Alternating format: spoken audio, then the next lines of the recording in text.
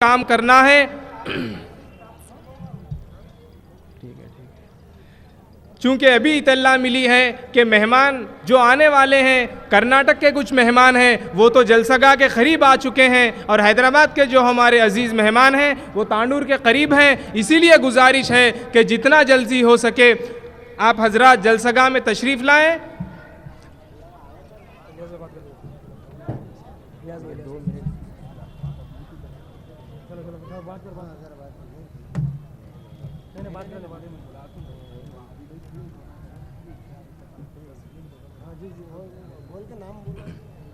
ये जो जलसे का मकसद है, इसका सिर्फ़ और सिर्फ ये मकसद है कि इत्तेहाद और इत्तेफाक को किस तरह पैदा किया जाए। कौम को बताना है, हिंदुस्तान को बताना है कि मुसलमान आज भी इत्तेहाद है, हम लोगों में आज भी इत्तेफाक है। और हम अगर तारीख़ पर नज़र डालेंगे तो वही कौम ने तरक्की की है जिस कौम में इत्तेहाद और इत्तेफाक था। सहाबा के दौर पर हम नज़र डालते हैं तो सहाबा में इत्तेहाद था, इत्तेफाक था, इख्तिलाफ तो था ही, इख्तिलाफ तो अज़ल से है। आदम अलैहिस्सलाम से लेकर इख्तिलाफ जो शुरू हुआ वो तो आदम अलैहिस्सलाम से शुरू हुआ। हाबिल और काबिल से पहला इख्तिलाफ शुरू हुआ। खुद अल्लाह ने इख्तिलाफ रखा है, इख्तिलाफ के बावजूद अल्लाह ने इत्तेहाद की राह रखी है। इत्तेहाद की शक्लों को अल्लाह ने बताया है, ये इख्तिलाफ है, ये इत्तेहाद है। तो इख्तिलाफ को बालाए ताक रखते हुए इत्तेहाद को अपनाना चाहिए। जिसके अंदर इत्तेहाद होगा, इत्तेफाक होगा, वही कौम कामयाब होगी। रविश रविश पे खार है, बहार है, धुआं धुआं, वो डालियां सुलग उठी बने थे जिन पे आशियां, मेरे चमन को डस लिया चमन के रंगो बार ने, हकीकतन हरीफ थी न आंधियां न बिजलियां। और हमारे दक्कन में मरहूम सालाने मिल्लत की एहसान मंद है दक्कन की सरजमीन के आपकी कोशिशों और काविशों की वजह से ये जो जमात का इनेकाद हुआ, आज मुसलमान फ़ख्र से सर उठाकर जीते हैं और फ़ख्र से अपना हक हम मांग सकते हैं। इसकी वजह ये हमारी जो बैक सपोर्ट है, ये हमारी जमात है, ये हमारी जमात है। अगर हम किसी जमात से हाथ मिलाते हैं, मिसाल के तौर पर हमारे हिंदुस्तान में बहुत से सेकुलर नारा लगाने वाली जमातें हैं, जैसे कांग्रेस है, इसके अलावा टीआरएस है, बहुत से पार्टियां हैं। हम उनके साथ हाथ मिलाएंगे, उनका साथ देंगे। अगर हमारा इंतकाल हुआ तो वो हमारे जनाजे तक शिरकत कर सकते हैं, घर तक आएंगे, तसल्ली देंगे और वहाँ से रुखसत होंगे।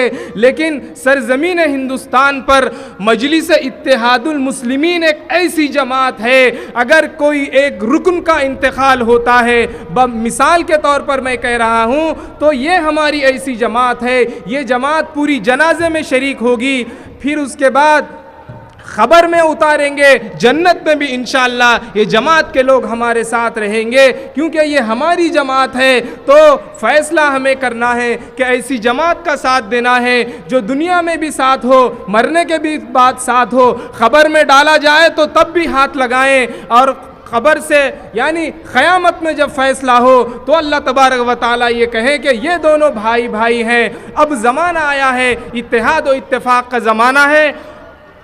इख्तिलाफ तो सहाबा के ज़माने में इख्तिलाफ था, इख्तिलाफ को बुनियाद बनाकर आपस में इख्तिलाफ करना, ये इसकी इस्लाम इजाज़त नहीं देता।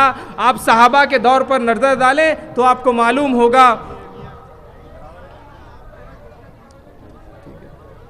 जो हजरात खड़े हुए हैं उनसे गुजारिश है कि वो कुर्सियों पर बैठ जाएं, क्योंकि बाहर से मेहमान भी आ रहे हैं, क्योंकि बहुत बड़ी जमीयत में लोग आ रहे हैं। इसीलिए गुजारिश है कि चूँकि खलल हो रहा है, जो हजरात खड़े हुए हैं,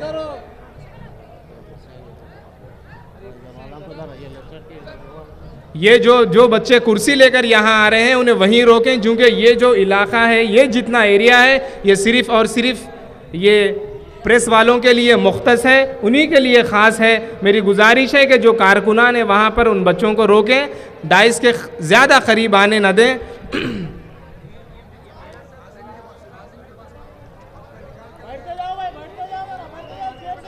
चूँकि मैं जो अर्ज़ कर रहा था वो इत्तेहाद की बात थी, सहाबा के दौर पर हम नज़र डालेंगे तो आप अंदाज़ा लगाइए कि उसामा बिन ज़ैद के लश्कर के भेजने के बारे में इख्तिलाफ था। सहाबा में तो शदीद इख्तिलाफ था। बाज़ सहाबा कहते थे जुमे के दिन खुशबू लगाना सुन्नत है, लेकिन बाज़ कहते थे जुमे के दिन खुशबू लगाना वाजिब है, बाज़ कहते थे जुमे के दिन खुशबू लगाना फ़र्ज़ है। और सहाबा में इख्तिलाफ था, कुरान को जमा करने के बारे में इख्तिलाफ था। जंग बदर में सहाबा का इख्तिलाफ हुआ, बाज़ सहाबा ने कहा कि क़त्ल कर दिया जाए, बाज़ सहाबा ने कहा फ़िदिया लेकर छोड़ दिया जाए। नबी के ज़माने में इख्तिलाफ रहा, उसके बावजूद उनके अंदर इत्तेहाद था। क्यों? इसीलिए कि अल्लाह के नबी ने इरशाद फरमाया, इन्ना बनी आदम का जसदिन वाहिद, बनी आदम एक जिस्म के मानिंद है। अगर उंगली को मार लगता है तो आँख से आंसू जारी होते हैं, ज़ुबान उसके दर्द को बयान करती है और दिल उसके दर्द का एहसास करता है। तो अल्लाह के नबी ने इरशाद फरमाया, ये जो इंसानियत है वो एक जिस्म के मानिंद है। एक को तकलीफ होगी तो पूरी इंसानियत को इसकी तकलीफ होगी।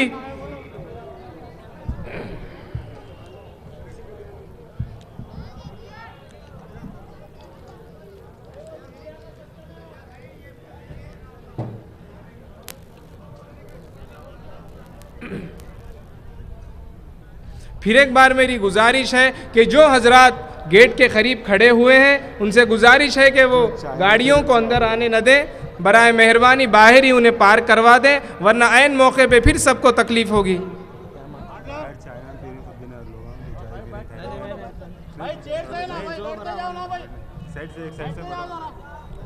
भाई जो हजरात ये प्रेस का जो इलाका है जहाँ खड़े हुए हैं उनसे गुजारिश है कि काफ़ी कुर्सियाँ हैं, काफ़ी खाली कुर्सियाँ नज़र आ रही हैं, बराए मेहरबानी आप लोग बैठ जाएं, वरना फिर सबको तकलीफ़ होगी ऐन मौके पर।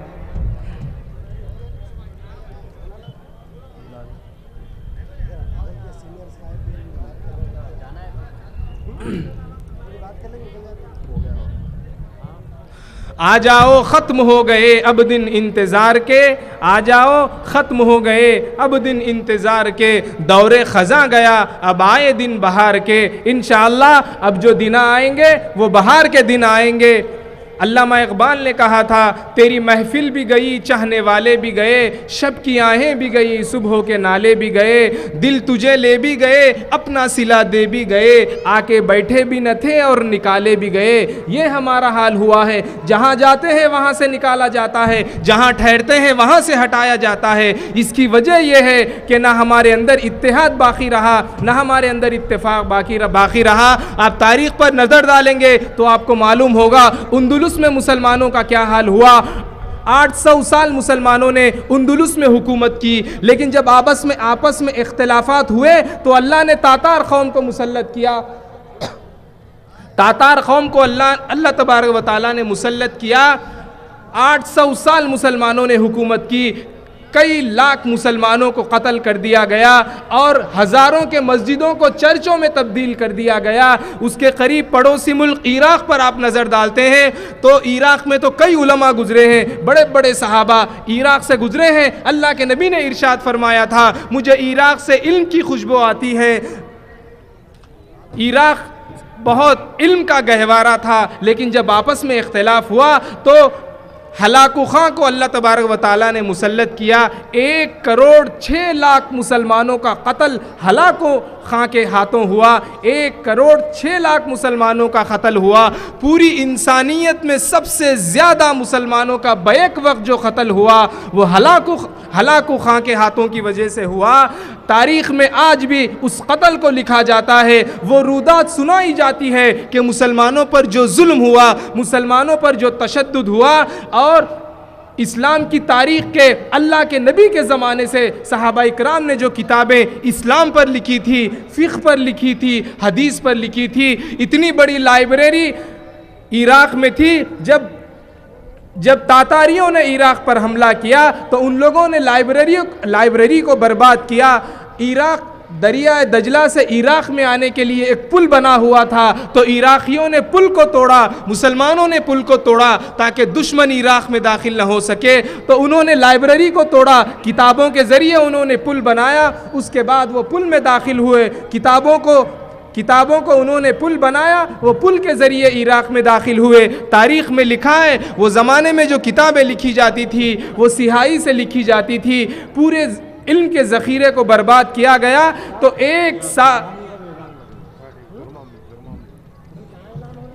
एक महीने तक दरिया दजला का पानी काले रंग से बहता रहा। क्यों? इसलिए कि वो जो किताब में डुबाई गई थी उन किताबों में सिहाई थी। तारीख़ में ये बात लिखी हुई है, एक महीने तक काला बहता रहा पानी। जब मुसलमानों को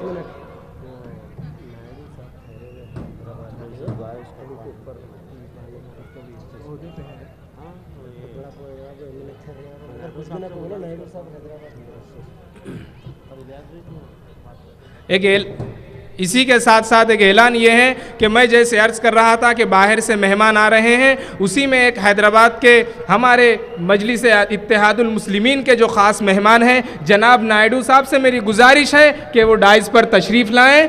मेरी गुजारिश है कि जो शुरका हैं उनके इस्तक़बाल में एक मरतबा आप लोग थालियाँ बजाएँ। जनाब नायडू साहब से गुजारिश है कि वो स्टेज पर तशरीफ़ लाएँ।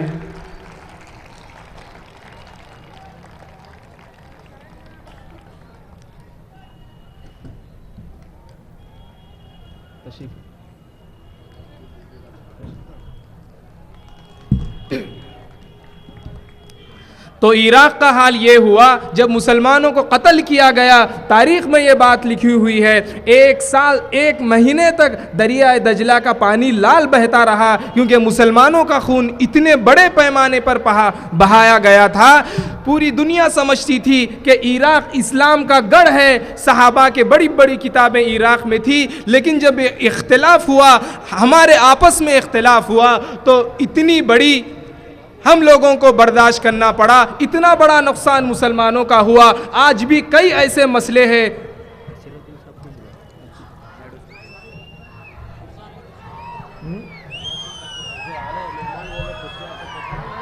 भाई जलसागाह में इस तरह का माहौल न बनाए। कोई भी नहीं बड़ा बोलो।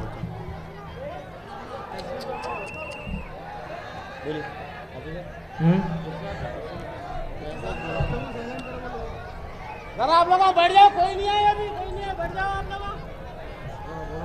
आवाज़ पुकारा को उठने की जरूरत नहीं, अगर कोई आया तो भाई बच्चों से गुजारिश है कि वो 2 मिनट खामोश रहें, क्योंकि मेहमान आए हैं। इंशाअल्लाह मेहमानों में से अभी एक मेहमान को आपके सामने बुलाया जाएगा। वो मेहमान तांडूर के ही कायद हैं, आप बहुत पुराने कायद हैं। वो कुछ ही मिनट में आपसे मुखातब करेंगे। और अभी अभी हैदराबाद से जो नसीरुद्दीन साहब आए हैं उनसे मेरी गुजारिश है कि वो डाइस पर तशरीफ़ लाएं।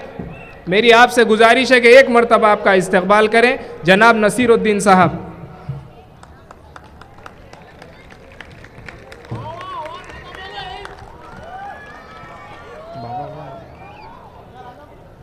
जो हजरात, जो बच्चे यहाँ सामने खड़े हुए हैं वो कुर्सियों पर बैठ जाएं। तो मैं ये अर्ज़ कर रहा था, इत्तेहाद जब हमारे अंदर होगा जब ही कामयाबी कदम चूमेगी। हिंदुस्तान में मुसलमानों ने 800 साल तक मुग़लिया सल्तनत ने हुकूमत की है। हिंदुस्तान के आखिरी मुग़ल ताजदार बहादुर शाह ज़फ़र ने कहा था, न कुछ हंस के पाया है न कुछ रो के पाया है, न कुछ हंस के पाया है न कुछ रो के पाया है, जो कुछ पाया है किसी के हो के पाया है। जब हम किसी के होंगे तो फिर उनका फैज़ हमें मिलेगा। पत्ता शजर से टूट कर बेवज़न हो गया, पत्ता शजर से टूट कर बेवज़न हो गया, उड़ने लगा जिधर भी उड़ाने लगी हवा। जब तक पत्ते का ताल्लुक़ दरख्त से था, तूफ़ान भी आता तो उस पत्ते को कुछ फ़र्क नहीं पड़ता था। लेकिन जब पत्ते का ताल्लुक़ शजर से टूटा, दरख्त से जब पत्ता टूटा, तो हवा को इख्तियार मिला, जिधर चाहे उधर उड़ने लगा। आ चुके हैं गुलशन साहब पहुँच चुके हैं। टाइम नहीं है, दो टाइम दे, उनको 2-5 मिनट का क्या टाइम है, इनको दे दो बकाया वाला। फिर नहीं आप करिए, आप जरूर शंकर को ठीक है। आपका नाम क्या बोला उनको? इलियास साबिक़ा मंडिस बोला। इंशाअल्लाह आप हजरात के सामने तांडूर के मजलिस के साबिका कायद जनाब इलियास साहब से मेरी गुजारिश है कि वो अपने ख्यालात से हम सबको मुस्तफ़ीद फरमाएं।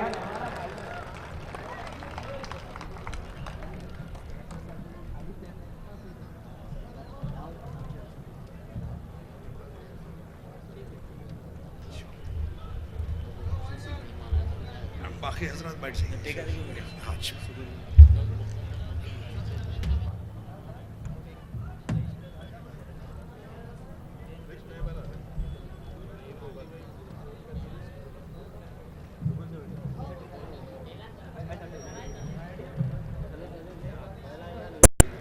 नहमदुहु व नसल्ली अला रसूलिहिल करीम, अम्मा बाद। डैस पर तशरीफ़ फरमा मजलिस इत्तिहाद अल मुस्लिमीन के क़ायदीन व मेहमान क़ायदीन, बुज़ुर्गान दीन, नौजवान मिल्लत और मुहब्बान मजलिस, आप तमाम हजरात का तहे दिल से इस्तक़बाल करता हूँ। इस तांडूर के सरज़मीन पर इतना बड़ा इज्तिमा शायद ही हुआ होगा। मजलिस इत्तिहादुल मुस्लिमीन की शाख जब से तांडूर में शुरू की, सालार मोहतरम अलहाज बैरिस्टर असदुद्दीन अलैहि रहमा, अलहाज सुल्तान सलाहुद्दीन अवैसी साहब अलैहि रहमा के पार्लियामेंट हल्का जो तांडूर का हिस्सा था, उस वक्त से लेकर आज तक मजलिस इत्तिहादुल मुस्लिमीन की खिदमात आप बखूबी जानते हैं।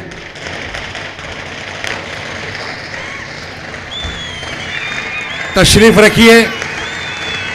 अल्हम्दुलिल्लाह, ये आप हजरात का जोश और जज्बा, ये जोश और जज्बा कायम रहे।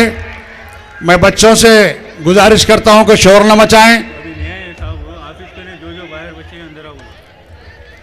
जो भी हजरात ऑफिस के पास भी जो बच्चे खड़े हुए हैं वो सब तशरीफ लाएं।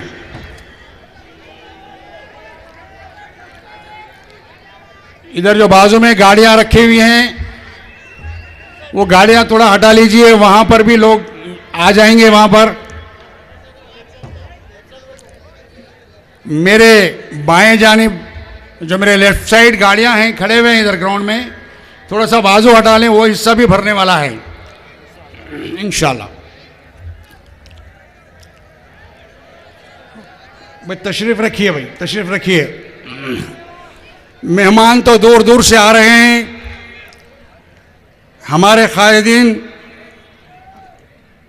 आले जनाब नक़ीब मिल्लत अलहाज बैरिस्टर असदुद्दीन ओवैसी साहब के ज़ेर सदारत में यह जलसा मुनक़िद किया जा रहा है। आप तमाम हज़रात को गुज़िश्ता 4 दिनों से ऐलान के ज़रिए से मैंने सुनाया है, और इसके अंदर आप लोगों के दिल की धड़कन हबीब मिल्लत, टाइगर ऑफ हैदराबाद, जिसे शेर दक्कन कहते हैं, अकबरुद्दीन ओवैसी साहब का खुसूसी खिताब होगा। अभी मेहमान नायडू साहब भी आ चुके हैं, और सिकंदराबाद के होलसेल ग्रेन मर्चेंट एसोसिएशन के चेयरमैन धरनी कोटा सुधाकर साहब भी, वो भी तशरीफ लाने वाले हैं। उसी तरह से गुलबर्गा से गुरुशांत पट्टेदार साहब, एक्स जिला परिषद मेंबर, वो भी मेहमान हमारे पास तशरीफ लाने वाले हैं। आप थोड़ा सब्र और सुकून के साथ आप तशरीफ रखें। कौन है?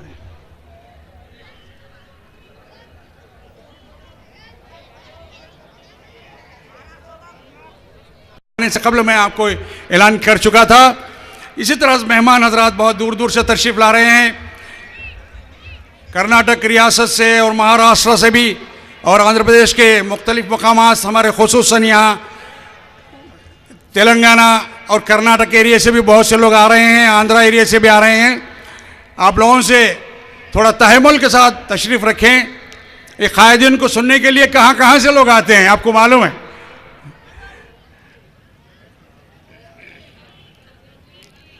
अली जनाब अकबरुद्दीन ओवैसी साहब को जो सुनने के लिए सारे हिंदुस्तान के लोग तड़प रहे हैं, हिंदुस्तान के बैरून ममालिक के लोग भी जो है तड़प रहे हैं। ऐसा मौका आज हमें मिल रहा है।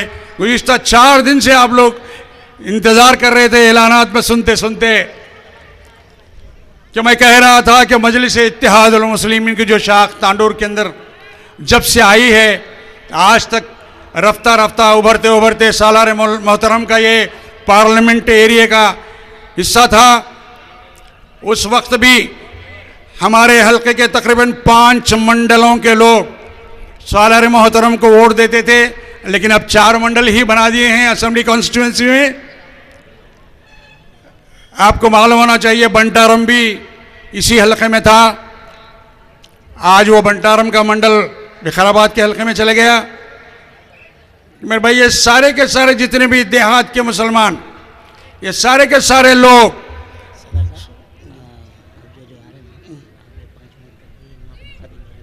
अच्छी बात आपकी बेहतर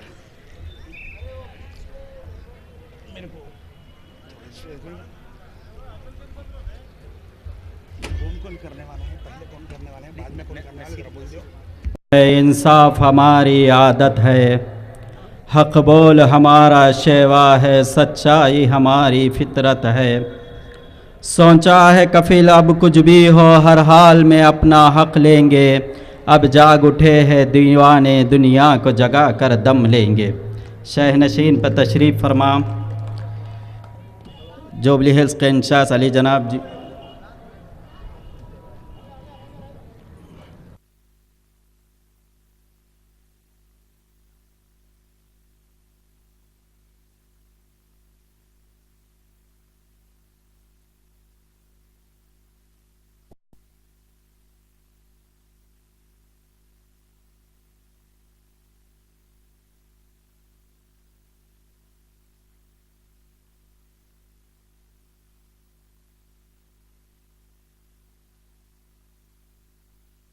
एक इनकलाब पैदा होगा जो हल्के टांडूर को हैदराबाद हल्के की तरह मजलिस का गढ़ में तब्दील कर देंगे इंशाअल्लाह। हजरात, तमाम की अक़ल आज इस बात को कबूल कर चुकी है कि हिंदुस्तान में बग़ैर सियासी पावर, बग़ैर सियासी ताकत, बग़ैर सियासी सपोर्ट के कोई भी मसला, चाहे वो इलेक्ट्री हो या वाटर हो या बल्दिया हो या पुलिस हो, यहाँ तक कि अपने तहफ़्फ़ुज़ शरीयत का मसला ही क्यों ना हो, अर्ग़र्ज़ तमाम मसाइल बग़ैर सियासी पावर, बग़ैर सियासी ताकत और बग़ैर सियासी सपोर्ट के हासिल नहीं कर सकते। सामईन इकराम, आप अंदाज़ा कीजिए आज तमाम लोग इस बात को जान चुके हैं, चाहे वो IAS ऑफिसर हो कि IPS ऑफिसर हो, चाहे वो डॉक्टर हो कि इंजीनियर हो, चाहे वो प्रोफेसर हो कि MCA हो कि MBA हो, अर्ग़र्ज़ तजुर्बेकार हो कि ना तजुर्बेकार, तमाम लोग इस बात को कबूल कर चुके हैं कि हिंदुस्तान में बग़ैर सियासी पावर, बग़ैर सियासी ताकत और बग़ैर सियासी सपोर्ट के कोई भी मसला हल नहीं कर सकते। लेकिन आप गौर कीजिए, आज नहीं आज से 56 साल पहले फ़ख्र मिल्लत अलैहिर्रहमान ने उस बात को समझ चुके थे और आपकी दूरबीन निगाह इस बात को देख चुकी थी कि हिंदुस्तान एक जमहूरियत मुल्क है, यहाँ किसी चीज़ को हासिल करना होगा तो जंग की ज़रूरत नहीं पड़ेगी, बल्कि अपनी सियासी ताकत के ज़रिए, अपनी सियासी प्लेटफार्म के ज़रिए अपने मसाइल को हल करा सकते हैं। यकीनन आपने इस सोच के क्या कि हमारा मकसद दीन की सरबुलंदी के लिए काम करना होगा, यकीनन हमारा मकसद तालीमी मैदान में काम करना होगा, यकीनन हमारा मकसद कौम की फलाह व बहबूद के लिए काम करना होगा, यकीनन हमारा मकसद इस मुल्क की सेकुलरिज्म को कायम रखने के लिए काम करना होगा। तो पहले अगर हम इन तमाम मकासद को पूरा करना होगा तो पहले हमें एक सियासी प्लेटफार्म की ज़रूरत होगी। आप सोचिए, अगर फ़ख्र मिल्लत अलैहिर्रहमान आज से 56 साल पहले वो फैसला ना लिया होता तो ये मजलिस जो एक मजलिस बनी वो एक तंजीम की शक्ल में रहती या नहीं रहती ये भी कोई गारंटी नहीं थी। और ये हैदराबाद जो हिंदुस्तान के 30 करोड़ मुसलमानों का मरकज बन चुका, वो हैदराबाद रहता या भग्या नगर में तब्दील हो जाता। जिस तरीके से मुंबई हो चुका, मद्रास चेन्नई का रूप इख्तियार कर चुका और कलकत्ता कोलकाता बन चुका। कोई बड़ी बात नहीं थी कि ये हैदराबाद जो हमारे आबो अजदाद ने खून पसीने से बहाया, वो हैदराबाद में हैदराबाद ही नहीं रहता। लेकिन अल्हम्दुलिल्लाह मजलिस इत्तेहादुल मुस्लिमीन के आज से 56 साल पहले जिस मकसद के तहत बुनियाद डाली थी, तो आप अंदाजा कीजिए उसी वक्त इस जमात का नाम दिया था, कहते कुल हिंद मजलिस इत्तेहादुल मुस्लिमीन, यानी कि ऑल इंडिया मजलिस इत्तेहादुल मुस्लिमीन। अगर आप गौर करेंगे तो आपको मजलिस इत्तेहादुल मुस्लिमीन के नुमाइंदे सिर्फ हैदराबाद में नजर आएंगे, आंध्र प्रदेश में नजर आएंगे, लेकिन कहीं और नजर नहीं आते थे। लेकिन आप गौर कीजिए, लेकिन हिंदुस्तान में जहां कहीं भी मुसलमानों के ऊपर जुल्म होता, मुसलमानों के खिलाफ नाइंसाफी होती, कहीं मजहब इस्लाम के खिलाफ कुछ बात होती है, तो मजलिस इत्तेहादुल मुस्लिमीन वही एक अज़म के साथ आवाज बनकर मुसलमानों की ताकत बनकर उभरती है। तो आज मेरी टांडूर के इस मुक़द्दस जमीन पे मैं आपको एक पैगाम देना चाह रहा हूं। सामईन इकराम, यकीन मानिए, हाज़िरीन इकराम, यकीनन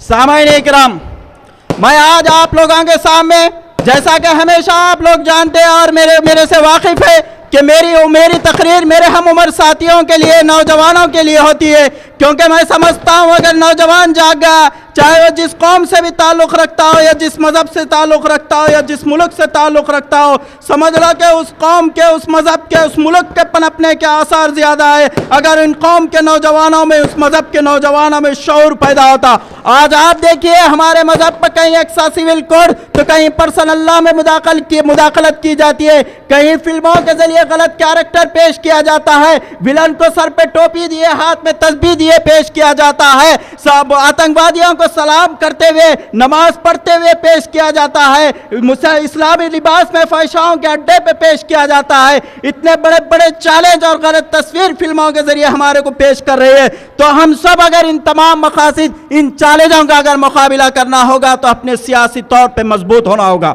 हम यकीनन सियासी तौर पे मजबूत नहीं है बल्कि नहीं थे, लेकिन हम आज तक किसको ताकतवर बनाते? हम चाहे रड्डी को बनाओ या बाल को बनाओ या हज्जाम या धोबी या मेहतर या किसी को भी ताकतवर बना सकते, लेकिन कोई हमें ताकतवर नहीं बना सकता।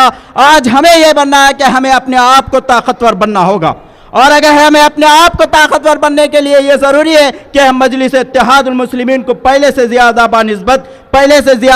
बनिस्बत और मजबूत करिए। तो सामईन इकराम, आज भी आप हिंदुस्तान की पार्लियामेंट में आप निगाह डालिए, आपको बड़े बड़े लीडर नजर आएंगे। कहीं हिंदुस्तान के साबिक प्राइम मिनिस्टर और मौजूदा सदर कांग्रेस सोनिया का बेटा राहुल नजर आएगा, तो कहीं उत्तर प्रदेश के बड़े बड़े लीडर नजर आएंगे, कहीं राजस्थान के महाराजाओं के बेटे नजर आएंगे, कहीं एक्टर नजर आएंगे, तो कहीं क्रिकेटर नजर आएंगे। लेकिन सबसे काबिल शख्सियत, सबसे बेबाक शख्सियत अगर कोई नजर आएंगी तो यकीनन बैरिस्टर असदुद्दीन अवैसी साहब की शक्ल में नजर आएंगी। तो अल्लाह का शुक्र है सामईन इकराम, अल्लाह ने हमें ईमानी दौलत के साथ साथ इस जमात का खादिम बनाया, जिसके सदर के अंदर इतनी सलाहियत है कि हिंदुस्तान के तमाम मुसलमानों की आवाज़ बन के इनकलाब पैदा कर सकते हैं। सामईन इकराम, मैं आपके सामने एक और बात बता देता हूँ, चाहे वह RSS हो के बजरंग दल हो या कांग्रेस हो के TDP हो के BJP हो या कोई भी जमात होंगे, इन तमाम जमातों का एजेंडा अलग, उनका प्लेटफॉर्म अलग होगा, लेकिन उनके यहाँ एक मुत्तफिका फैसला है। वो फैसला क्या है मैं आज टांडूर के अवाम के सामने छोड़ के जा रहा हूँ। वो फैसला यह है कि अगर हम हिंदुस्तान के मुसलमानों को पसमानदगी की हालत में रखना होगा, उनको उनके आबो अजदाद ने जो कुर्बानियाँ इस मुल्क के लिए दी है उस कुर्बानियों को मिटाना होगा, तो पहले मजलिस इत्तेहादुल मुस्लिमीन की बढ़ती हुई ताकत को रोकना होगा। अगर इस जमात को नहीं रोकेंगे तो इस जमात के सदर के अंदर इतनी सलाहियत है कि ये कौम के अंदर इनकलाब पैदा कर सकते हैं, कौम को उठा सकते हैं, जगा सकते हैं, ठहरा सकते हैं और इस बात का एहसास दिला सकते हैं इस मुल्क पे जहां दूसरों का हक है उससे कहीं ज्यादा हक है। हमारे आबा अजदाद ने इतना खून बहा है इस मुल्क के लिए, दूसरों ने इतना पसीना नहीं बहा है। तो मेरे दोस्तों बुजुर्गों, आज हमारे लिए आप लोग जरा संजीदगी से बात करिए। आज हिंदुस्तान के सबसे बड़े अजीम मर्तबत पे दावेदार बीजेपी के तरफ से नरेंद्र मोदी है। मेरी बात को आप यकीनन मैं 2-3 मिनट के अंदर, क्योंकि नमाज इशा का वक्त हो रहा, मैं खत्म कर रहा हूं, मेरी इस बात को अपने जहन नशन कर लिए जाओ नौजवानों। क्यों आज हिंदुस्तान का सबसे बड़े अजीम मर्तबत दावेदार कोई है तो नरेंद्र मोदी है। आप गौर कीजिए कि भारतीय जनता पार्टी में सबसे बड़े नामवर लीडरशिप कौन थी। तो अगर गौर करेंगे तो आपको एल.के. आडवाणी नजर आएगा। इससे पहले नरेंद्र मोदी से एल.के. आडवाणी आपको हम सबको नजर आता था, लेकिन अगर आप गौर करेंगे कि एल.के. आडवाणी का कारनामा क्या था, तो अगर इसके कारनामा के ऊपर गौर करेंगे तो आपको यह नजर आएगा कि एल.के. आडवाणी वो है कि जिसने बाबरा मस्जिद को शहीद करने में अहम रोल अदा किया, उसी वजह से उसने भारतीय जनता पार्टी का सबसे बड़ा लीडर बना। आप फिर दूसरी बात, नरेंद्र मोदी अगर आए आज तो इसका कारनामा मुझे बताने की जरूरत नहीं है। आज क्या बात है कि मीडिया इसको 75% यह बताती है कि हिंदुस्तान का अगला प्राइम मिनिस्टर नरेंद्र मोदी हो सकता है। तो मेरा आपसे सवाल है, सेकुलरिज्म जहन रखने वाले लोगों से सवाल है, क्या है नरेंद्र मोदी का कारनामा? क्या उसने गुजरात से माशियत खत्म कर दी? क्या उसने ऐसी कोई से टेक्नोलॉजी पैदा की इस देश के लिए? आखिर इसका कारनामा क्या है जो दूसरों का नहीं है? तो इसका कारनामा यह है कि मुसलमानों की लाश पर सियासत करना इसको अच्छी तरीके से आता है। इसका कारनामा यह है कि मुसलमानों की माशियत को किस तरीके से खत्म कर दिया जाए, वो इसको इस तरीके से वो फन में वो माहिर है। तो सामईन इकराम, आज हमें गौर करना होगा कि हम किसको मजबूत करना होगा। यकीनन अल्लाह का शुक्र है कि हमारे दरमियान में एक ऐसी जमात है जो सिर्फ वाहिद अल्लाह की जात से किसी और से नहीं डरती। तो उस नरेंद्र मोदी के लिए मैं आप बता दूं कि बैरिस्टर असदुद्दीन अवैसी साहब ने ऐवान पार्लियामेंट में कहा था कि अगर हिंदुस्तान में सबसे बड़ा जंगली जानवर अगर कोई है तो वह नरेंद्र मोदी है। तो मेरी गौर कीजिए, मैं आपसे सवाल करना चाह रहा हूं, यह हिंदुस्तान का अजीम सियासतदान जो गिने चुने हिंदुस्तान के गिने चुने आदमियों में इसका शुमार होता है, आखिर क्या वजह थी कि इस बैरिस्टर असदुद्दीन अवैसी साहब ने इतनी गुस्से के आलम ने बैरिस्टर असदुद्दीन अवैसी साहब ने नरेंद्र मोदी को जंगली जानवर कहा? तो आपके पास वो कौन सी ताकत थी? आपके पास वो कौन सा डर था? तो आपके पास जो डर था वो कौम और मिल्लत का डर था, वो एहसास था। आपके पास अगर डर था तो सिवाय अल्लाह की जात से किसी का नहीं था। इसीलिए बैरिस्टर असदुद्दीन अवैसी साहब ने न टांडूर के चौरस्ते पे बोला, न मेहदी पटलम, न चार मीनार के चौरस्ते पे, बल्कि ऐवान पार्लियामेंट पे, जहां हिंदुस्तान नहीं बल्कि पूरी दुनिया देखती है, उस दुनिया के सामने बताया कि अगर हिंदुस्तान में कोई जंगली जानवर है तो वो नरेंद्र मोदी है। तो मेरा आपसे गुजारिश है कि आप हमेशा कायदीन को नहीं देखना, कभी जमात के कैंडिडेट को नहीं देखना। मैं जाते जाते मेरे साथियों के लिए एक पैगाम देके जा रहा हूं, ना कभी जमात के कोई कैंडिडेट को देखना, ना कभी कायदीन को देखना, बल्कि जमात के लिए वोट डालते वक्त ये सोचना कि मालिक हमने उस जमात को वोट दिया जिसका सदर वहदानियत का इकरार करने वाला है, जिसका सदर हिंदुस्तान के तमाम सियासतदानों में इम्तियाजी अहमियत का हामिल है, जिसका सदर के अंदर इतनी सलाहियत है कि हिंदुस्तान के तमाम सियासतदानों में इसके इतनी सलाहियत नहीं है।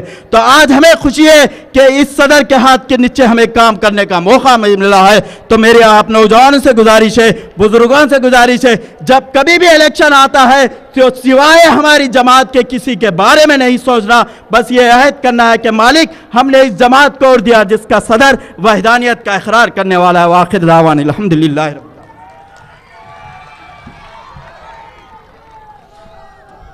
मीर और मिर्जा उनके नाम लिख के देता हूँ, बोले गैरों के भी ठीक है।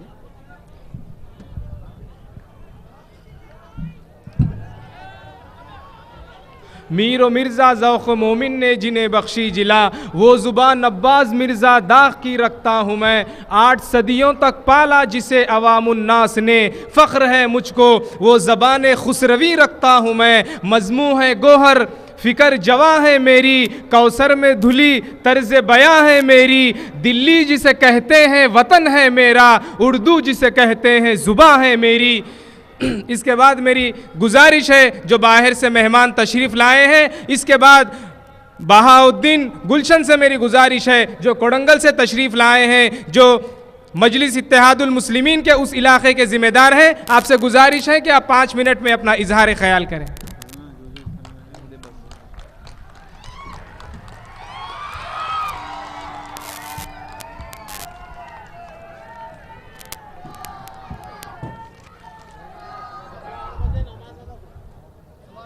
अस्सलामु अलैकुम वरहमतुल्लाहि वबरकातुहू।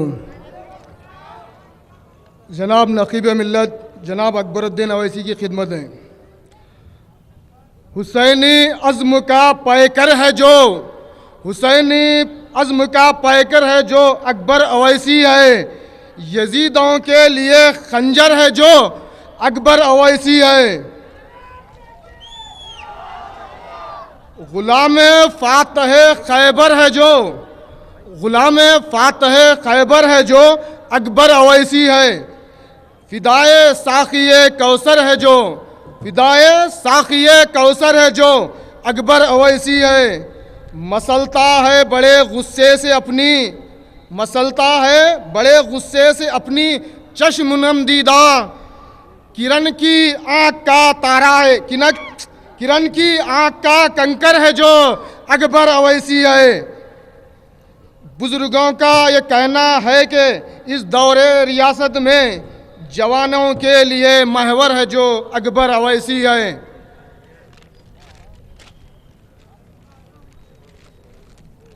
किरण तुझको पता है तुझसे पहले और कितनों का बंधाया बोरिया बिस्तर है जो अकबर अवैसी है।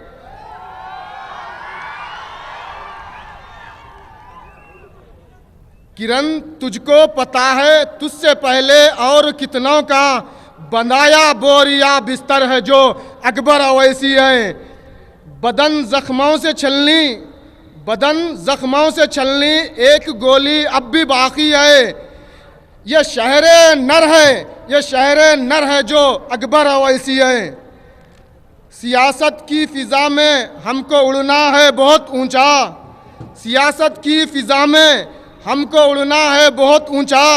हमारे हक में एक शहपर है जो अकबर अवैसी है। निकाला मौत के मुंह से, निकाला मौत के मुंह से, कहा फिर जा क़ियादत कर। निकाला मौत के मुंह से कहा फिर जा क़ियादत कर। नबी के प्यार का पैकर जो है अकबर अवैसी है। समझदारी इसी में है, समझदारी इसी में है कि हद से, समझदारी इसी में है कि हद से मत बढ़ो प्यारे। लिए हाथों में एक हंटर है जो अकबर अवैसी है।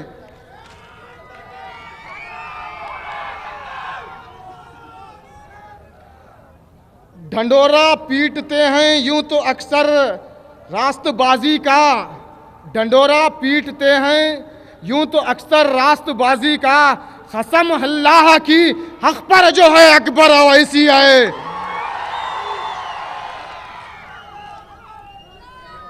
न मुल्ला है न मुर्शिद है, न मुल्ला है न मुर्शिद है, न जाहिद है न आज़म है। हमारी कौम का रहबर जो है अकबर अवैसी है।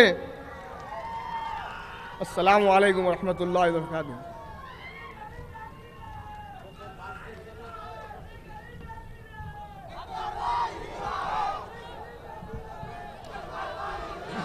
हिफाजत जिस सफ़ीने की उन्हें मंजूर होती है, किनारे तक उसे खुद ला के तूफ़ान छोड़ जाते हैं। इसके बाद हमारे बिदर से तशरीफ़ लाए हुए मेहमान हजरात का हम इस्तकबाल करते हैं, जिसमें पहले जो काउंसलर हैं शिवानंद हैं, अब्दुल अज़ीज़ उर्फ मुन्ना और अली भाई हैं। इसके अलावा मंसूर अहमद खादरी साहब जो प्रेसिडेंट भी हैं, मेरी आपसे गुजारिश है कि गुल है सब्ज़ा है बहार है, गुल है सब्ज़ा है बहार है, सब जमा हो चुके, बस तेरा इंतज़ार है। मेरी गुजारिश मंसूर अहमद खादरी साहब से है कि वो तशरीफ़ लाएं।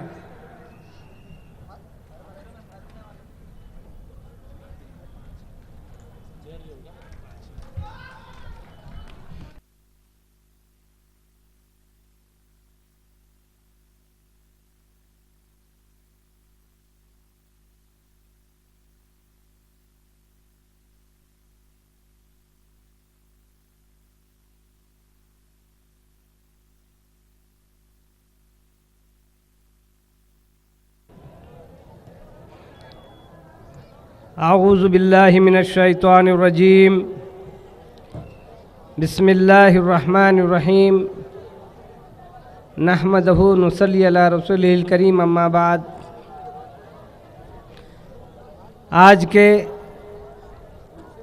इस जलसे के निगरान व सदर मोहतरम नक़ीब मिल्लत अलहाज बैरिस्टर असदुद्दीन अवैसी साहब, रुकन पार्लिमान व सदर कुल हिंद मजलिस इत्तेहादुल मुस्लिमीन हबीब मिल्लत आली जनाब अकबरुद्दीन अवैसी साहब, क़ायद मुक़न्नना आंध्र प्रदेश असम्बली, यहाँ स्टेज पर तशरीफ़ फरमा मजलिस इत्तेहादुल मुस्लिमीन के मुअज़्ज़िज़ ज़िले सुदूर और मुअज़्ज़िज़ हज़रात, हेलो, यहाँ तांडूर में मजलिस इत्तेहादुल मुस्लिमीन के इस जलसे को समाअत फरमाने आए वाले उलुल अज़्म नौजवान साथियों, बुज़ुर्गों, पसे पर्दा मेरी आवाज़ सुन रही माँ और बहनों, अस्सलामु अलैकुम व रहमतुल्लाहि व बरकातुहू। जुल्म के अंधेरे में ज़िंदगी गुजारी है, जुल्म के अंधेरे में ज़िंदगी गुजारी है, ये शहर जो आई है ये शहर हमारी है। रक़्स-ए आमरियत पर चुप रहे हम बरसों, रक़्स-ए आमरियत पर चुप रहे हम बरसों, अहले जोर से कह दो अब हमारी बारी है। फसल मेरे खेत की और मिल्कियत लुटेरों की, फसल मेरे खेत की और मिल्कियत लुटेरों की, फसल बोने वाला तो आज भी भिखारी है।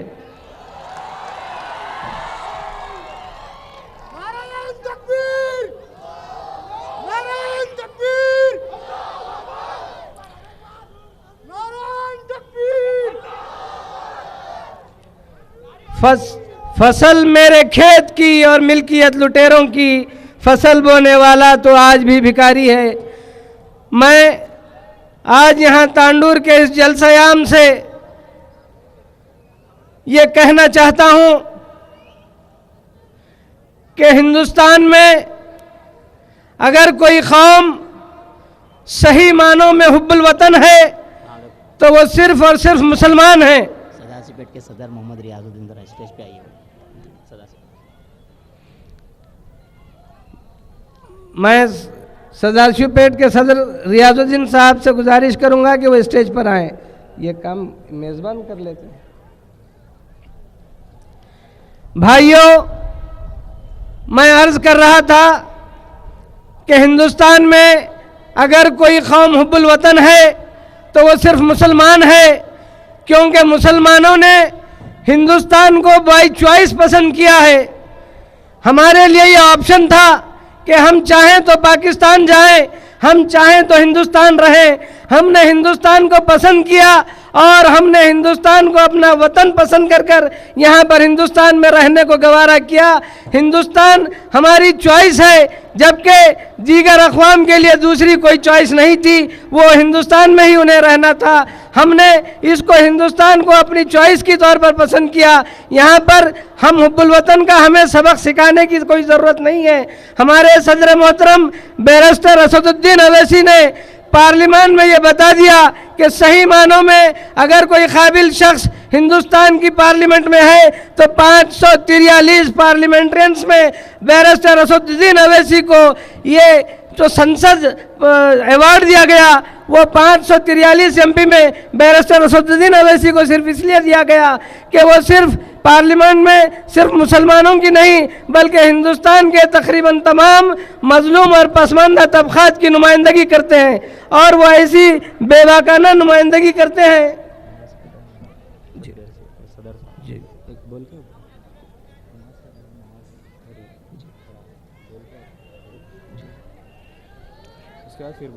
जी भाई, नमाज का वक्त हो गया है।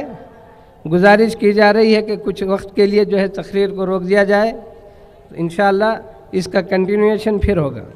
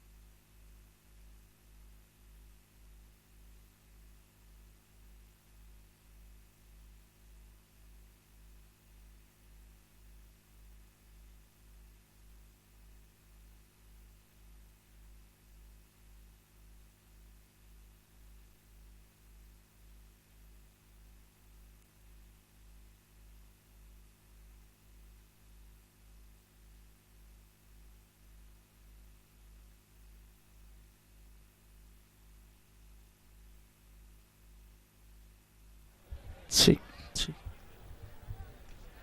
टेस्ट टेस्ट हेलो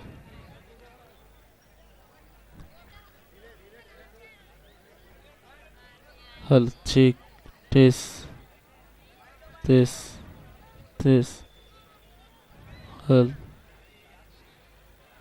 हेलो ठीक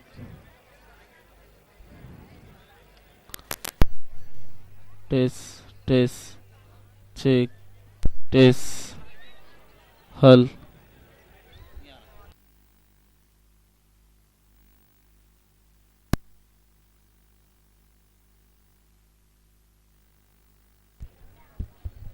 ठीक टेस्ट टेस्ट हल हल ठीक टेस्ट हल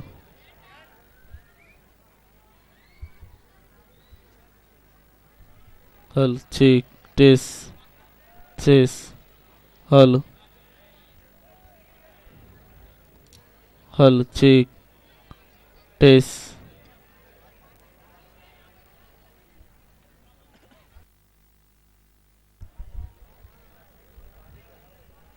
ठीक हेलो हेलो ठीक टेस्ट हेलो हेलो हेलो ठीक टेस्ट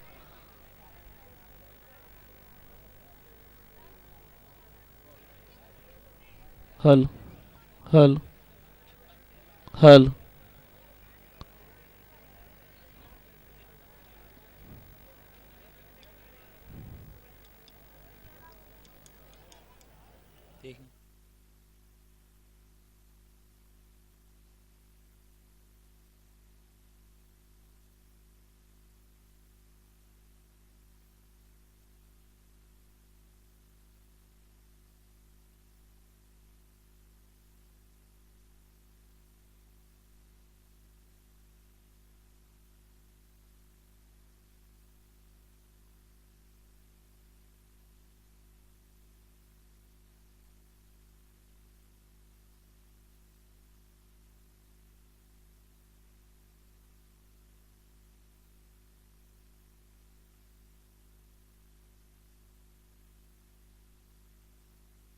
ठीक ठीक टेस्ट हल हल हल हल ठीक टेस्ट हल हल हल ठीक टेस्ट हल हल हल हल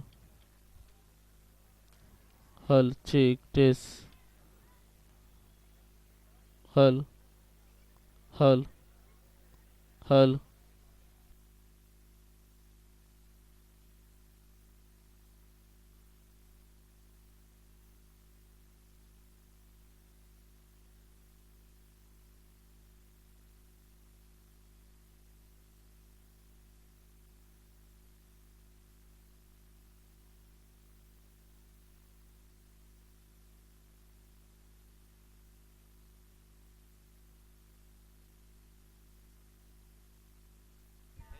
ठीक टेस्ट टेस्ट टेस्ट ठीक ठीक टेस्ट हल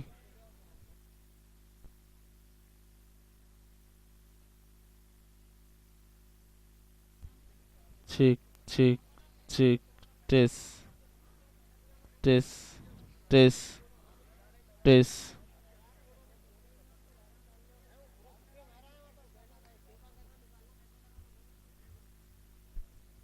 ठीक ठीक हल हल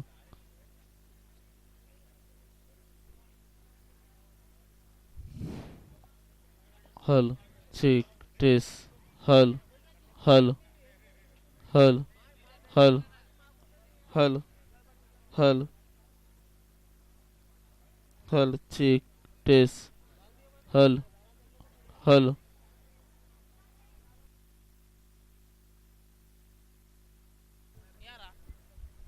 ठीक हल टेस्ट हल हल हल हल चीक हल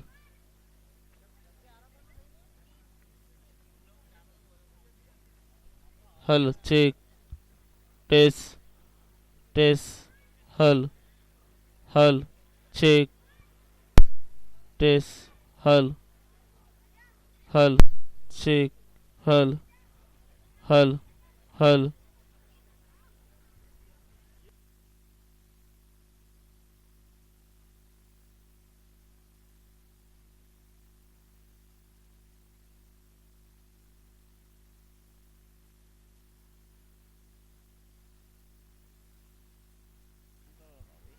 hello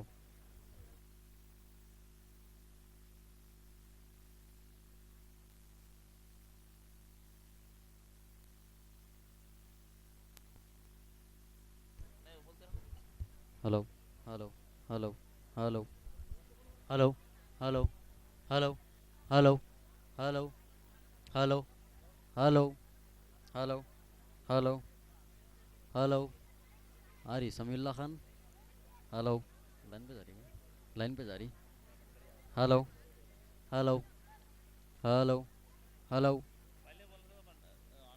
hello hello hello hello hello hello hello hello hello hello hello hello hello hello hello नहीं आ रहा कहते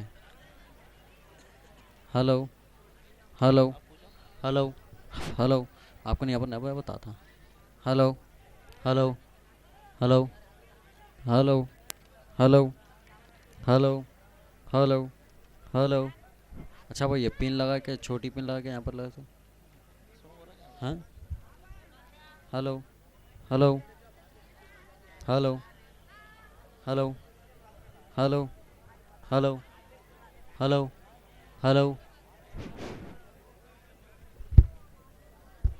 मुश्किल है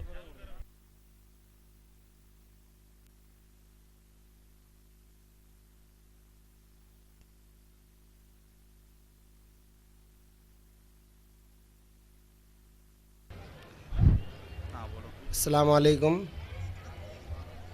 अलहाज मोहम्मद खुर्शीद हुसैन साहब टांडूर वेलफेयर एसोसिएशन के सदर यहाँ पर आए हुए हैं, स्टेज पर तशरीफ़ लाएं। अब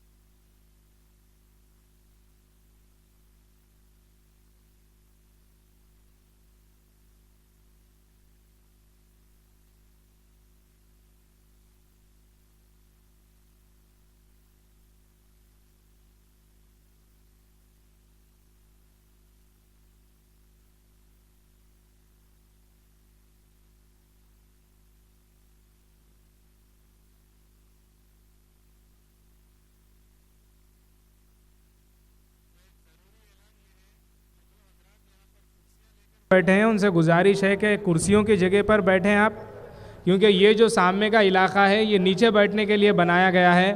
कुर्सियां रखेंगे आप लोग पर, आप लोग कुर्सियों पर बैठेंगे, फिर पीछे वाले खड़े रहेंगे, फिर उसके बाद लोग पीछे खड़े रहेंगे, इसलिए गुजारिश है।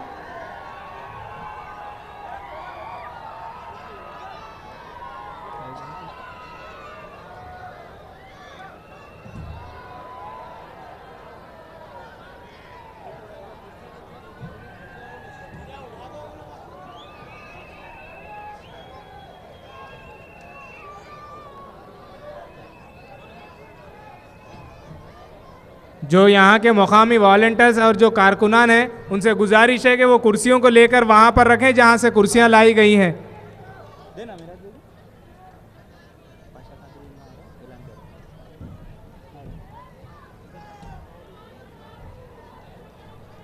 इंशाअल्लाह कुछ ही देर में चार मीनार के हलके के एमएलए जनाब पाशा कादरी साहब तशरीफ़ ला रहे हैं, इसीलिए आपसे गुजारिश है कि जो हजरात खड़े हुए हैं वो बैठ जाएं और जो यहाँ दरमियान में बैठे हैं उनसे गुजारिश है कि वो कुर्सियों पर बैठें।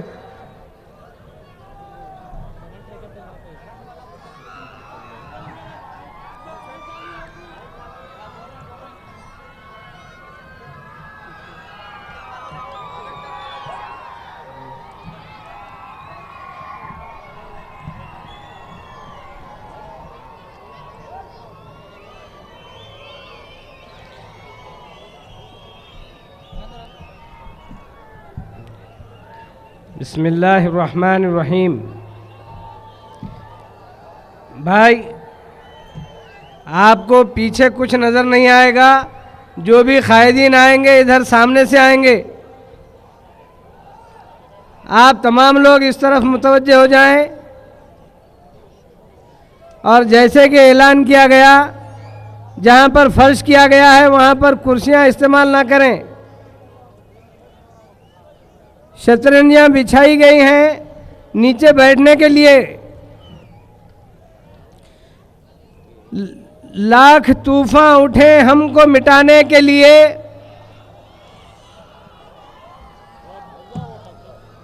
जरा इत्मीनान से बैठ जाएं भाई।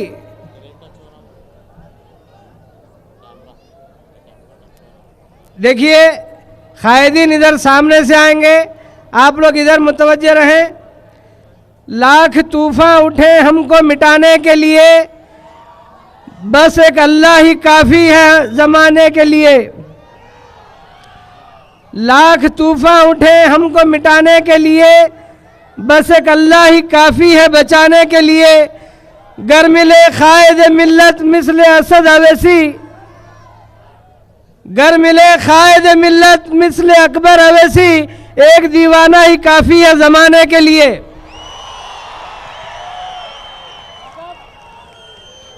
गर मिले खायद मिल्लत मिसले असद अवैसी, एक दीवाना ही काफ़ी है ज़माने के लिए।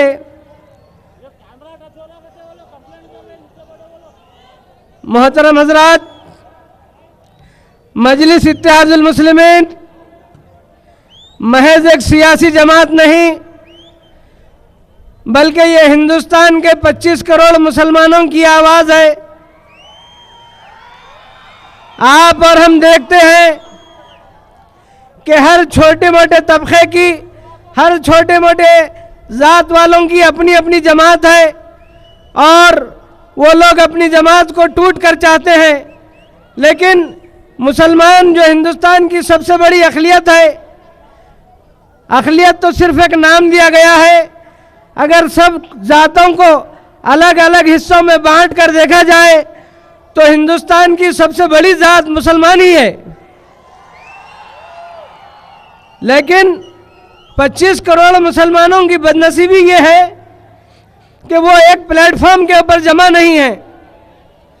मैं आप लोगों को बताना चाहूँगा कि सूरज की क़ुव्वत तपिश इतनी ज़्यादा है कि उसकी तपिश से आनन फानन में सारी कायनात जलकर राख हो सकती है। मैं एक मिसाल दूं कि एक मुहद्दिब अरसे से आप देखेंगे कि सूरज की चंद शुआओं को अगर एकजा किया जाता है तो एक कागज़ को आग लग जाती है।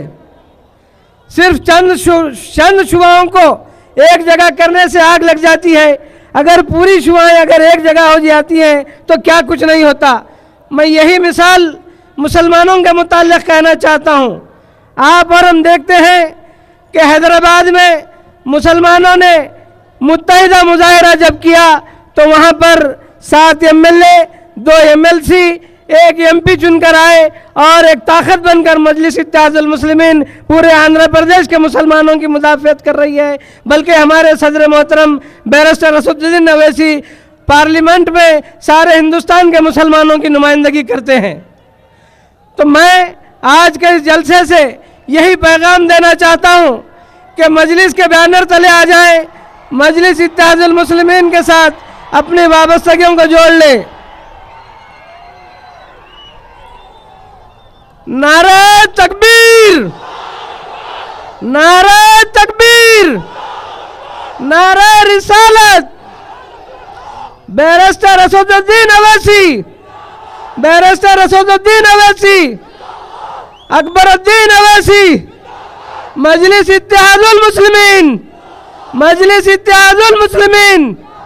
MIM, MIM, MIM।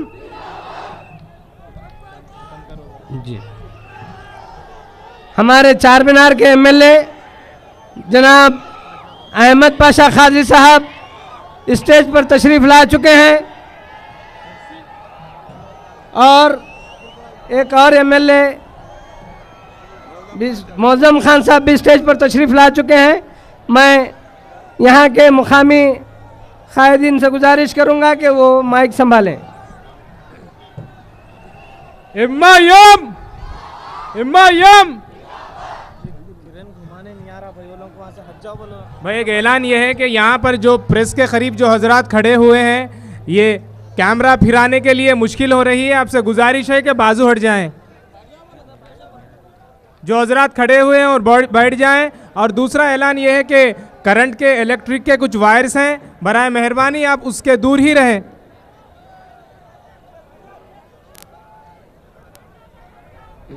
हैदराबाद से मेहमान तशरीफ़ ला चुके हैं कि किसी शायर ने कहा है कि शर्तें लगाई जाती नहीं दोस्ती के साथ, कीजिए मुझे कबूल मेरी हर कमी के साथ। किस काम की रही ये दिखावे की ज़िंदगी, वादे किए किसी से और गुजारी किसी के साथ।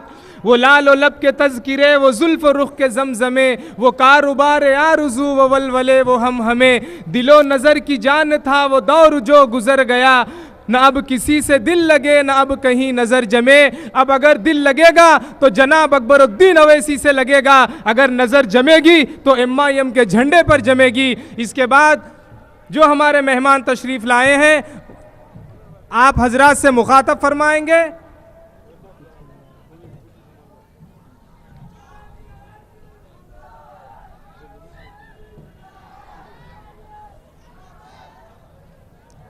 इसके बाद आप हजरात को मुखातब फरमाएंगे। मेरी गुजारिश है जनाब मेराज साहब कारपोरेटर हैदराबाद से कि मौसूफ से गुजारिश है कि माइक पर तशरीफ़ लाएं।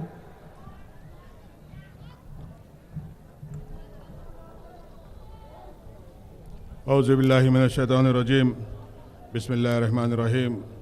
शहनशीन पर तशरीफ़ फरमा मोहतरम मुक़ाम अलहाज सैयद अहमद पाशा क़ादरी साहब, मोहतमद अमूमी कुलीन मजलिस इत्तेहादुल मुस्लिमीन व मौजूद रुकन असम्बली मोहतरम नवाब मोहम्मद बहादुर खान साहब, मौजूद रुकन असम्बली हल्क़े बहादुरपुरा नवाब मोहम्मद मौज़म खान साहब, रुकन असम्बली बहादुरपुरा आली जनाब शेख नज़ीर साहब, आरिफ जैन साहब कारपोरेटर्स हैदराबाद, तांडूर के साबिक़ा सदर जनाब छोटे हाफिज़ साहब, खुर्शीद भाई साहब, इलियास भाई साहब, दीगर मोअज़्ज़िज़ क़ायदीन, मेरी कौम के अजीम बुज़ुर्गों, जियाल नौजवानों, जैसा कि आप तमाम हज़रात अच्छी तरह जानते हैं कि आज का जलसा हालात हाज़रा के उन्वान पर मुनक़िद किया गया। आज के हालात हाज़रा तफसीली अंदाज में आपको सदर मोहतरम और हमारे अरकान असम्बली आपके सामने रखेंगे।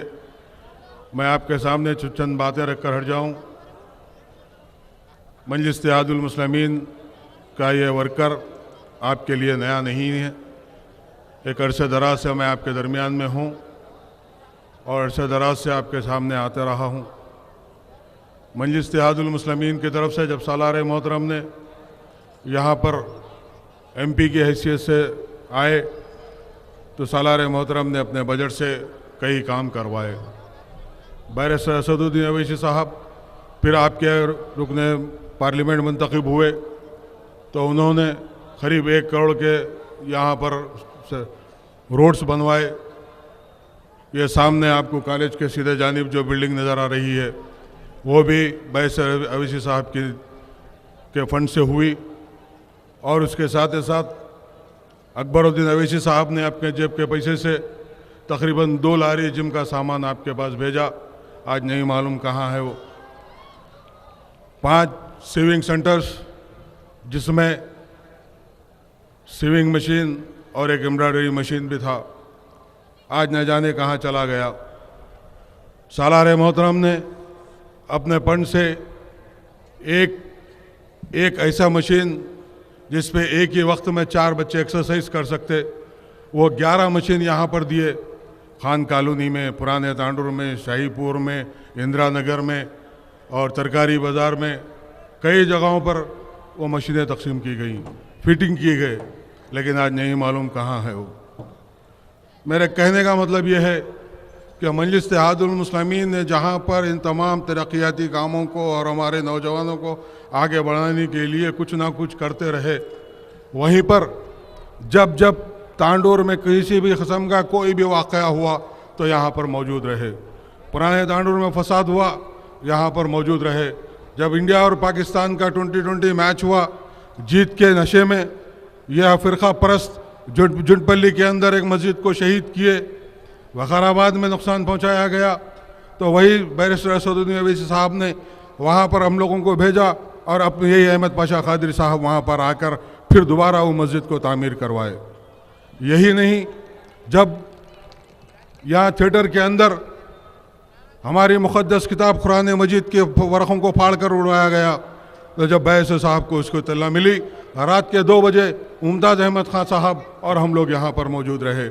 यानी जब कभी भी कोई भी ऐसा वाक़या हो, ये फ़िरका परस्तों की जानिब से हम आपके दरमियान में रहे।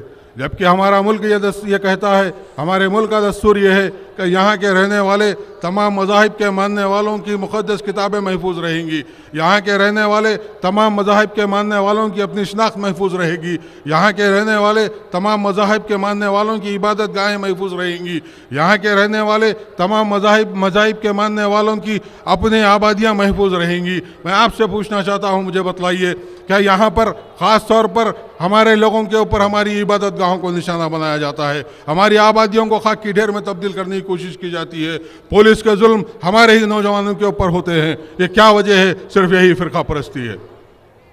मेरे दोस्तों और बुजुर्गों, आज तांडूर टाउन का ये अजीमुशान जलसा जो पहली मर्तबा इतनी बड़ी तादाद में किसी पार्टी का नहीं हुआ, जो आज आपकी जमात का हो रहा है, आपकी और मेरी मताइज़ का हो रहा है। आज फ़िरका परस्त हर अंदाज से हमको नुकसान पहुंचाने की कोशिश कर रहे हैं और ये कहा जाता है कि मजलिस इत्तेहादुल मुस्लिमीन एक कम्युनल जमात है, मजलिस इत्तेहादुल मुस्लिमीन एक सेकुलर जमात है। यही नहीं, कई ऐसे वाक़यात आपके सामने मैं रखूँगा कि मजलिस इत्तेहादुल मुस्लिमीन ने हमारा हमेशा सेकुलरिज्म का सबूत दिया। यही करनकोट के अंदर CCI सीमेंट फैक्ट्री जो बंद होने के ऊपर हो चुकी थी, उसको खानगी लोगों को देने की कोशिश की जा रही थी, तो जब बैरिस्टर अवैसी साहब को यही वहाँ के यूनियन के लोग, जिसमें तेलुगु देशम के थे, BJP के थे, CPI CPM के थे, उन्होंने बैरिस्टर साहब से कहा कि हमारे लोग कुछ नहीं कर रहे हैं, आप यहाँ पर कोशिश कीजिए, इस CCI सीमेंट फैक्ट्री को बचाइए, जहाँ पर 95% लोग गैर हैं, सिर्फ 5% हमारे लोग। बैरिस्टर साहब ने कहा कि ठीक है, मैं सालार मिल्लत से बात करके इस मसले को उठाऊंगा। तो सालार मिल्लत बैरिस्टर असदुद्दीन ओवैसी साहब जब पहली मरतबा ऐवान पार्लियामेंट में पहुंचे तो एक ही महीने के अंदर करनकोट सीमेंट फैक्ट्री को 95 करोड़ रुपए गवर्नमेंट से दिलवाए, जो आज एक तारीख साथ कामयाबी के साथ आगे बढ़ रही है। यह सीमेंट फैक्ट्री मजलिस-ए-इत्तेहादुल मुस्लिमीन के ऊपर फिरका परस्ती का लेबल लगाने वालों, मजलिस-ए-इत्तेहादुल मुस्लिमीन ने कई ऐसे काम किए हैं। मैं आपको एक वाक़या रखूं कि असेंबली के अंदर कोई कानून बनाया जाता है, कानून सुनारों का लाया गया। यहाँ पर हमारे मोअज़्ज़िज़ क़ायद अहमद पाशा क़ादरी साहब तशरीफ़ फरमा हैं, अगर मैं कहीं पर गलती कर रहा हूँ तो हम उनको कहूँगा टोक दें। सुनारों का कानून लाया गया। कानून ये था कि कोई सुनार काम करने वाला अपनी मजदूरी में टैक्स दे, हुकूमत को टैक्स देना पड़ेगा मजदूरी में। वो लोग तमाम दीगर सियासी जमातों के पास गए। सुनारों के काम करने वाले आप जानते हैं कि कौन हैं। सुनारों का काम करने वाले पूरे गैर मजहब के लोग हैं। वो लोग कांग्रेस के पास गए, दीगर जमातों के पास गए, लेकिन उनकी कोई भी बात नहीं सुनी। तो वो सालार मिल्लत के पास दारुसलाम में आए और सालार मोहतरम से कहने लगे कि आप हमारे हल्के की नुमाइंदगी करते हैं, गुलजारोज आपके हल्के में आता है, और हम लोग यहाँ पर अगर ये गवर्नमेंट ये बिल पास करेगी तो हम भूखे बच्चे, हमारे बच्चे भूखे मर जाएंगे। वो सालार मोहतरम ने कहा कि ठीक है, हम उसको देखेंगे। ऐवान असेंबली के अंदर हुकूमत से लड़कर उस कानून को नाफिज होने से रोका। ये सालार मिल्लत सुल्तान सलाहुद्दीन ओवैसी साहब अलैहि रहमा का कारनामा, जो ये बराबर कोशिश करते रहे कि हम हर मज़हब के लोगों की काम के लिए काम करते रहें।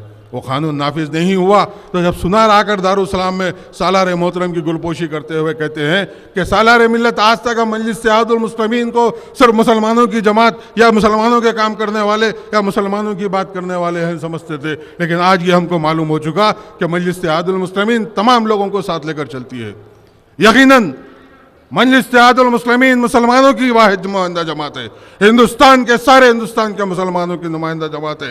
वो इसलिए कि मुसलमान तालीमी मैदान में पीछे, मुसलमान माशी मैदान में पीछे, मुसलमान हर मैदान में पीछे, मुसलमानों को कुचला जा रहा है, हमारी आबादियों को खाकी ढेर में तब्दील किया जा रहा है, हमारी आबादी हमारी मुक़द्दस इबादत गाहों का निशाना बनाया जा रहा है।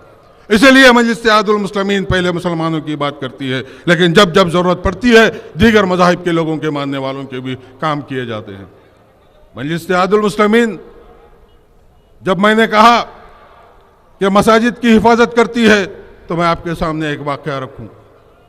बाबरी मस्जिद का वाक़या आपके सामने है। 1992 को बाबरी मस्जिद को शहीद किया गया। कांग्रेस का दौर, नेहरू की हुकूमत, बाबरी मस्जिद को ताला डाल दिया गया। कांग्रेस की हुकूमत और इंदिरा गांधी का दौर, वहाँ पर बाबरी मस्जिद के करीब शिलान्यास किया गया। यही कांग्रेस का दौर, कांग्रेस के दौरे हुकूमत में राजीव गांधी ने मस्जिद का ताला खोलकर अंदर पूजा की इजाज़त दी। और फिर वो मक्कार वज़ीर आज़म पीवी नरसिम्हा राव, जिसने तमाम फ़िरका परस्त जमातों को साथ लेकर पुलिस और फौज के जरिए बाबरी मस्जिद को शहीद करवाया। ये एक उस जगह का वाक़या है जहाँ पर आपका इत्तेहाद नहीं, आप में कोई जमात नहीं, आपकी कोई जमात नहीं है, आपका कोई कायद नहीं है। वहीं पर जहाँ पर आपकी जमात, आपका कायद, आपके लोग हैं, मुत्तहिद हैं, तो वहाँ पर भी वैसे ही अंदाज करने की कोशिश की गई। हैदराबाद में मस्जिद इब्राहिमी जो आलमन के अंदर है, उसको उसी अंदाज में जैसे बाबरी मस्जिद को ताला डाला गया था, वैसे ही रात के औकात में मस्जिद इब्राहिमी को ताला डाल दिया गया। और जब फजर को लोग वहाँ पहुँचे तो उन्होंने देखा कि मस्जिद को ताला डाल दिया गया है, तो उन्होंने फौरी सालार मोहतरम को फ़ोन किया और कहा कि सालार मस्जिद को ताला डाल दिया गया है और हमको अंदर जाने की इजाज़त नहीं दी जा रही है। तो सालार मिल्लत उस वक्त के होम मिनिस्टर को फौरी पुलिस से फौरी फ़ोन करते हुए कहते हैं कि अगर